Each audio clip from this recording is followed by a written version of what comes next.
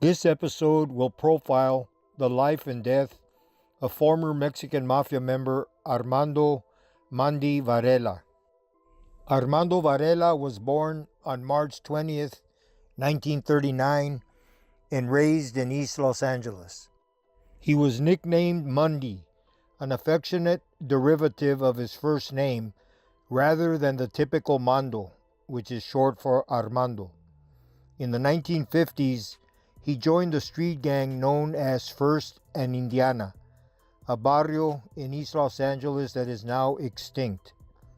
Mundy would place his neighborhood on the map after entering the prison system and joining the Mexican Mafia.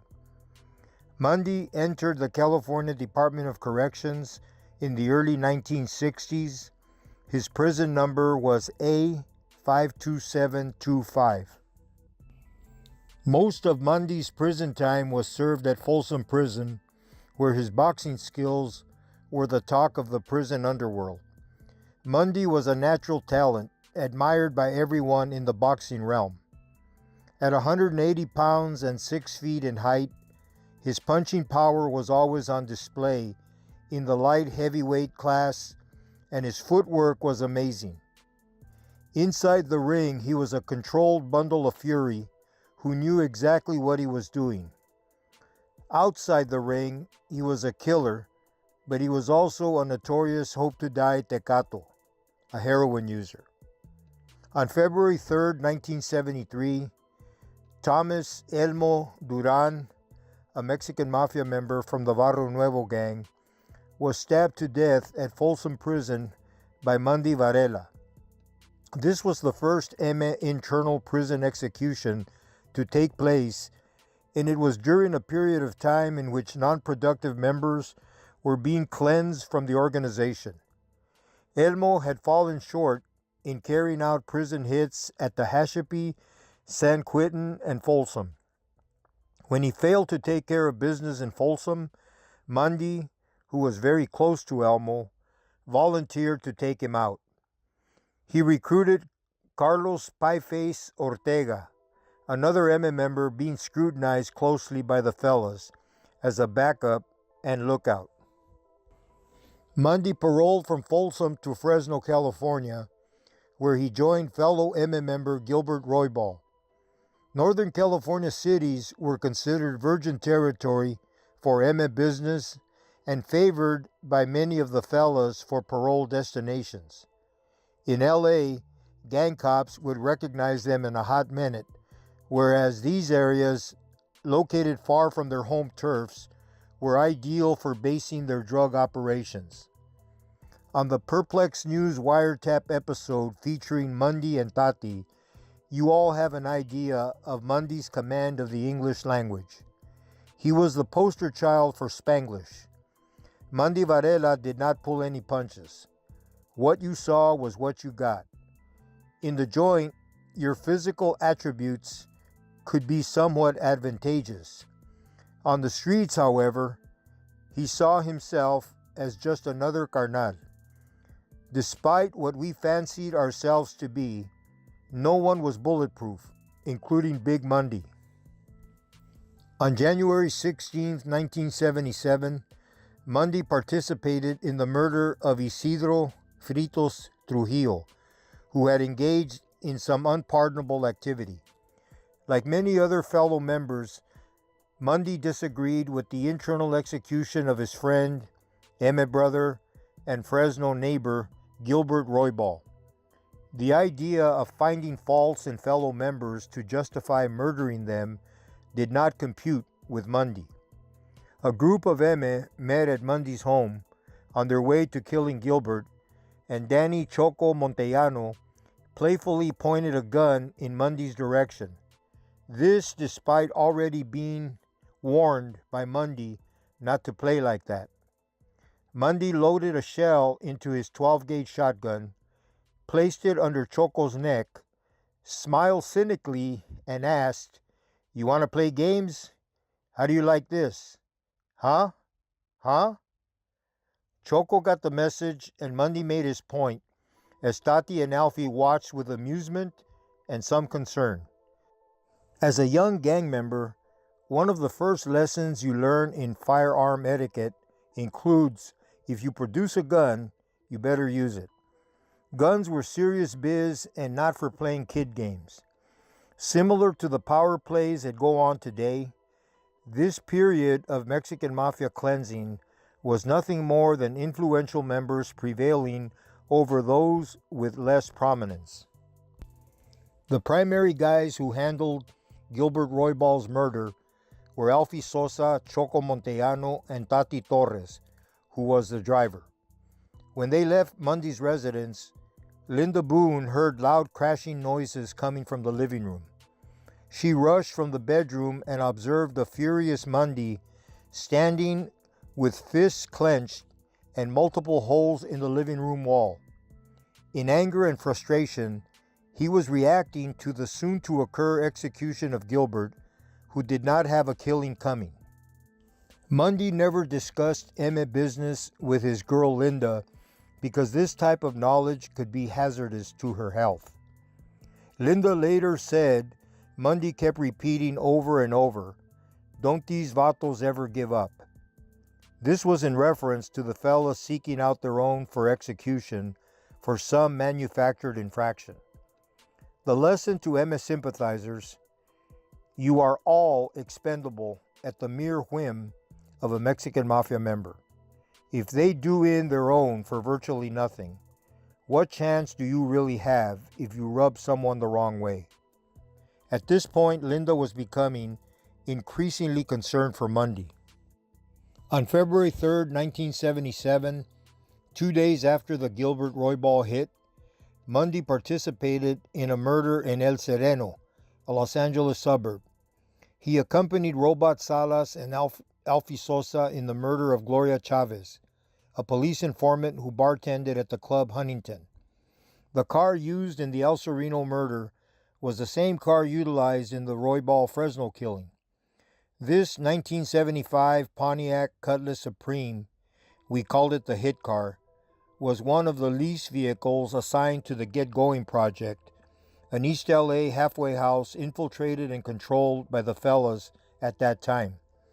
During the Club Huntington getaway, one of the hubcaps came loose and rolled into a street gutter. The missing hubcap would later become an important piece of evidence in future murder indictments. On February 20th, 1977, Mundy and Alfredo Alfie Sosa were arrested in Monterey Park, originating with a routine traffic stop, a faulty taillight issue, and they were charged with possession of a concealed weapon. Before a parole hold could be placed on Alfie, he was bailed out by the fellas and immediately headed south of the border to Tijuana.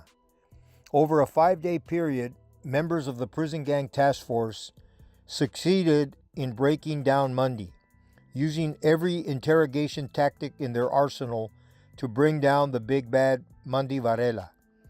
The line that really got under his skin was the fact the fellows had bailed out Alfie and left Mundy there at the glass house to rot.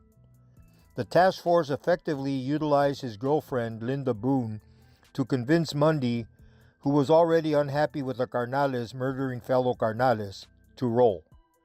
He was used in several wiretaps, some which you've already heard on Perplex News. The fellows were already suspicious of Mundy and Linda Boone, and everyone was instructed to beware of incoming phone calls from Mundy.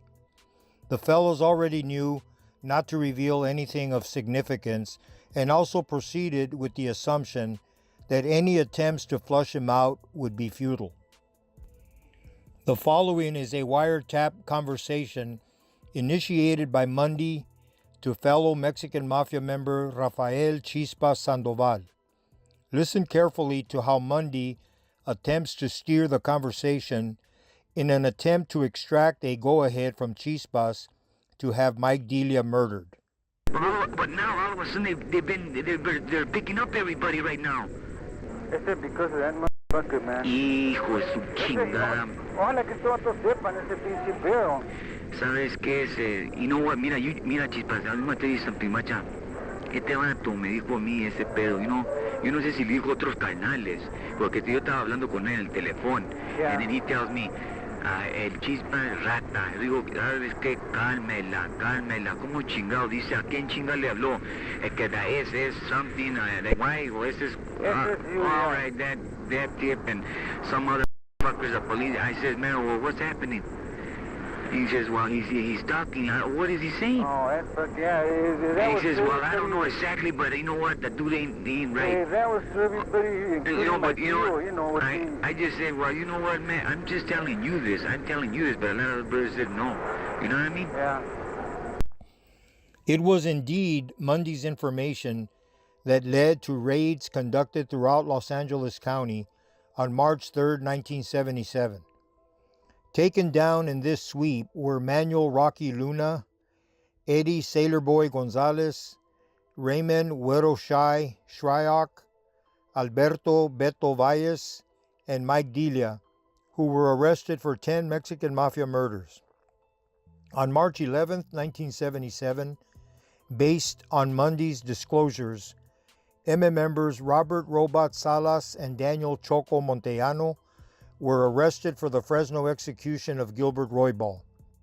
During the Prison Gang Task Force 5 years of existence, Mundy would become one of the Mexican Mafia's first 4 major defectors to provide information leading to dozens of arrests and convictions for murders and drug distribution criminal activities.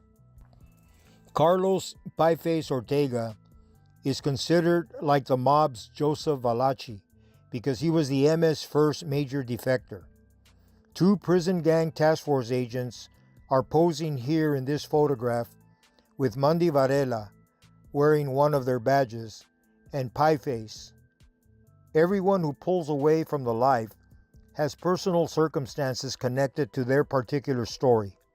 Some go all the way, possibly to ensure they can never go back, or whatever their reasons may be for rolling. Obviously, those who look at me, Mundy, Pieface, Sailor Boy, and many others through the prism of a gangster will react with predictable feedback. From my point of view, I can tell you there is no right or wrong reason for turning your back on that life. Now, if you don't want to raise your right hand in a court of law, that's totally fine. If you do, only the bad guys and their cheerleaders will judge you. I'm sure they advance some twisted vision of gangster heaven where Al Capone or Pancho Villa will be waiting to evaluate your nefarious performance as a purveyor of criminal endeavors. Sorry to burst anyone's bubble, but only the Lord will assess us, and He will not be impressed with the street and prison's code of conduct. Armando Varela exercised the choice to cooperate with the law and made a permanent lifetime move to Arizona. His final days on earth were mostly uneventful, and it was the Mexican Mafia's #1 slayer that took Mundy out, the Dragon. Liver complications arising from a lifetime of heroin use would send Mundy to meet his maker at the age of 48. Some people advance the theory that heroin use in prison is how convicts escape from a depressing life, using this as an argument to explain heroin addiction. I can tell you it originates way before, with the lifestyle these men and women choose on the outside long before their incarcerations.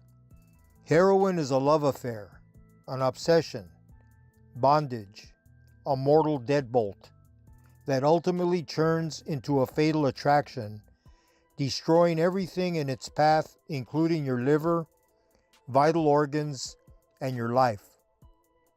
In the end, Mundy never lost his sense of humor and understood he was about to check out from this life. He was visited in his final days by a longtime member of the prison gang task force. Mundy told him from his hospital bed, "Check me out, bro. They finally got me in a box." God bless you, Mundy.